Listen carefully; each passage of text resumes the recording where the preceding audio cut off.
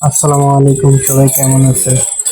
আজকে আপনাদের মাঝে নিয়ে এসেছি লো কমেটের পিছনে স্লো ডাউন। আপনারা পিছনের ওয়াল থেকে কত রাখবেন? দেখেন, পেছনের ওয়াল থেকে আপনারা রাখবেন সলিউশন 5T বা 1/2 ইঞ্চি 5T, যাতে যাই বলুক। এটা রাখবেন আপনারা ওয়াল থেকে 3 ইঞ্চি, 3 ইঞ্চি গ্যাপে। আর পাইপটা রাখবেন আপনাদের লেভেল অনুযায়ী। দেখছেন আপনারা, আমরা লেভেল দিয়ে রাখছি। দেখেন এখানে লেভেল বরাবরই আছে।